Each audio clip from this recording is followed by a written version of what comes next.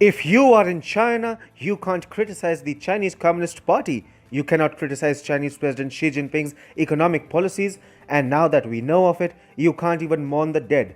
Well, because mourning would show just how widespread and deadly the coronavirus outbreak in China was, while Beijing tries to convince the world that it has controlled the pandemic. Chinese citizens in Wuhan, where the Chinese virus originated, have lost a number of loved ones. Wuhan was the epicenter of the coronavirus outbreak, though China kept hiding the number of people who died in the ill-fated city. But now we know that China didn't just hide numbers or downplay the pandemic. The CCP also ensured that grieving citizens weren't allowed to mourn, or at least mourn as freely as they would want to. As per The Guardian, a censored female Chinese writer, Ai Xiaoming, said, "When people from other places come to Wuhan now, they would have a feeling that nothing ever happened here." The 67-year-old writer and documentary filmmaker added, "It feels like they know nothing about the dead or the families' feelings." The CCP has consciously ensured that there is not much public expression of grief in Wuhan. I said, "The Chinese media rarely reports on these issues. There is no space for these people to tell their stories."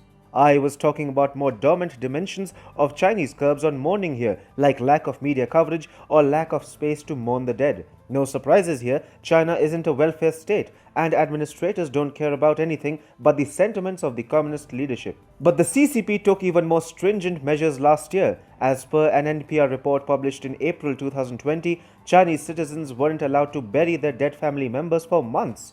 When it came to paying last respects, the neighborhood officials, Wuhan authorities, and even workplace supervisors didn't afford any privacy. Those who lost their family members weren't allowed to pay last respects alone, and they had to be accompanied by communist officials. China organized a tomb sweeping day in April last year. 3 minutes of silence were observed across the communist nation to commemorate the dead. However, authorities remained very sensitive about the open display of mourning and dissatisfaction.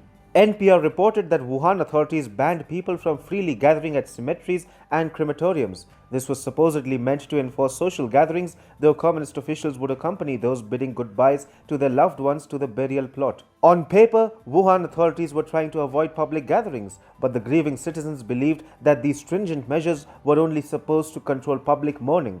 More than mourning, they also wanted to play down frustration over how the administration let the outbreak get big and brutal. No wonder even pictures of somber family members queuing up to collect their relatives' ashes outside Wuhan crematoriums were also quickly deleted by local authorities. That the relatives of Wuhan virus victims weren't allowed to mourn isn't really a surprise. Chinese communism does have a strong aversion against public display of grief. Even after the Indian Army inflicted heavy casualties on the Chinese People's Liberation Army at Galwan Valley in eastern Ladakh in June last year, the CCP had ensured that the casualty figures weren't released. No memorial was arranged for the dead Chinese soldiers, and the families of the soldiers who perished weren't allowed to mourn. Beijing considers mourning citizens a sign of weakness. In communist China, lack of mourning is a show of its fake strength. The citizens often have to pay a heavy cost for such unfair curbs and bid goodbye to their dead even without mourning their demise.